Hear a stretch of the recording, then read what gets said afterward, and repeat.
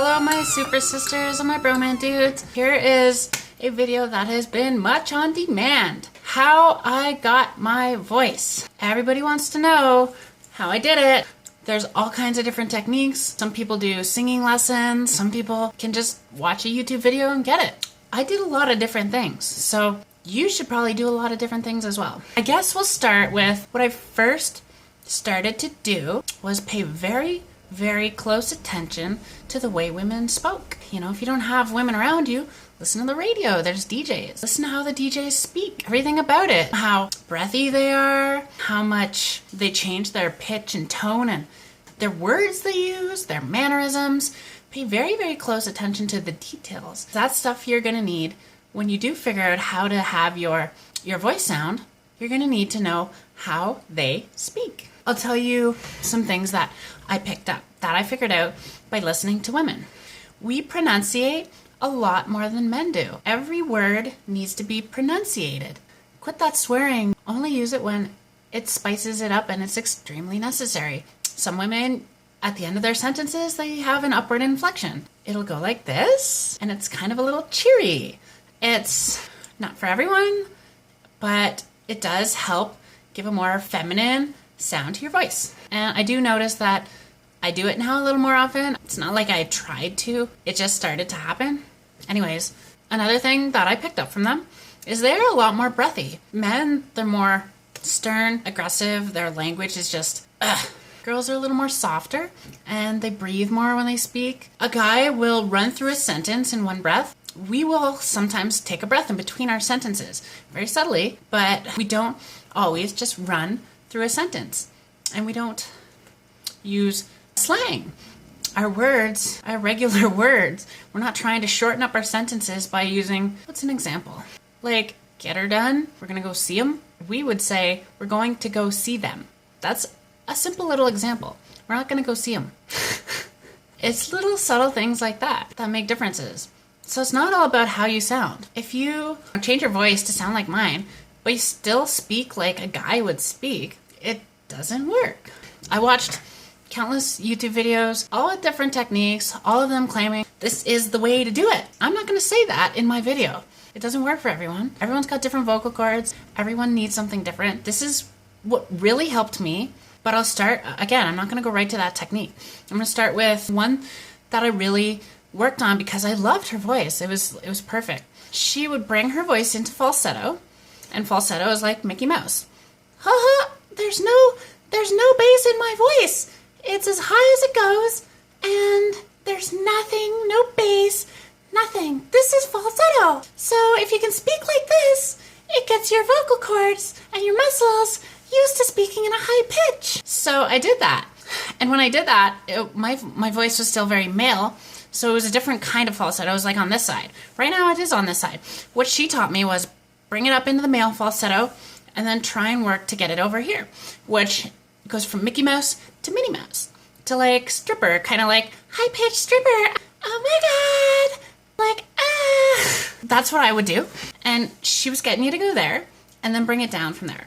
So you go from there and then kind of bring it down a little lower, and a little lower until you found where you were comfortable and where it sounded right for you. It didn't work amazingly for me. It got me there, got me in the mode, got my pitch. I could get my pitch up high, but pitch is not what it's all about. Because you can have a very male sounding voice with a high pitch. I can't even do that anymore. My voice has converted to this. I can have a deep voice, but going from the deep and like that whole other side, it's weird. If you haven't seen my videos before, I'm gonna show you what I used to sound like, or at least close enough to it. This? Oh God, that was my old voice. Kinda. Not exactly, but this is what it was. So I'd have to go into falsetto. Oh God, I hate hearing this. I can't even do it. I can't even do it. This is my voice now. I'm comfortable doing it.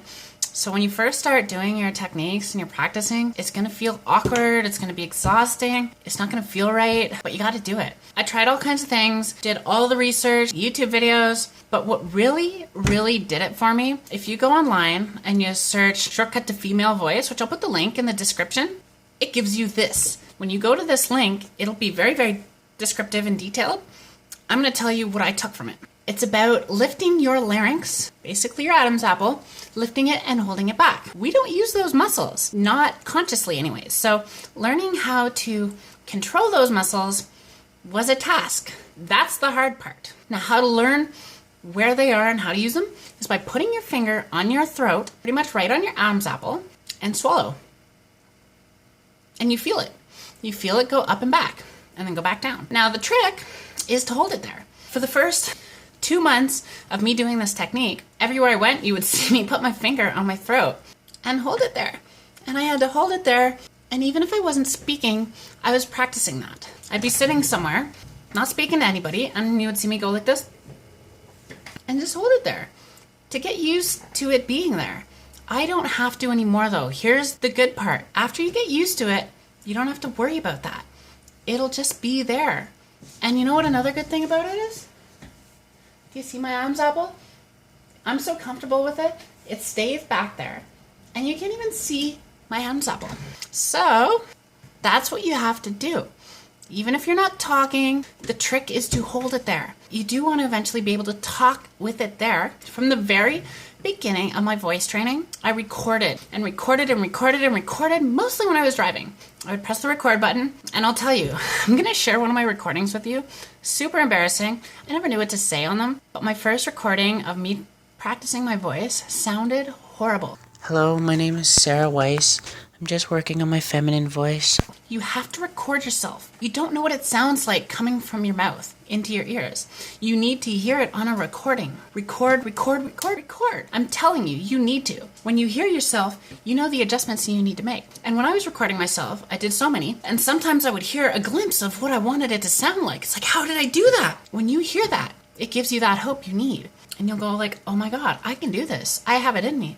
And eventually you'll find it. So keep recording, keep listening, keep making adjustments. You hear it too high, come down a bit, change the resonance. Here's another technique, part of what I've learned throughout all of the videos, not including this one, speaking out of your nose, bringing it from your chest to your nose. When you speak, feel right here in your chest, feel the vibrations. The more bass you have, the more vibrations you'll feel here. You don't want bass in your voice. We're trying to eliminate the bass from your voice. How to do that is to bring your voice from here to up here in a little bit in your nose. Kind of like, imagine you're talking like this, completely out of your nose, but tone it down. As you'll hear many women, when they hear their voice from a recording, they're like, oh my God, I sound so nasally. But when you hear their voice, it sounds great. It is a little nasally though. That's part of women's voices. Practice bringing it up into your nose a little bit, just a little bit. Like you'll feel it. You'll feel it coming out of here instead of Coming out of here. Ugh. Oh my God. So bring it from there up into your face, into your nose. So when you're speaking, you feel the words come off your tongue and out of your nose. Force it. Be more breathy. Hi. How are you today? Ooh. Those are a couple little techniques. And it's all, you got to put it all together. It's not one technique that's going to do it for you.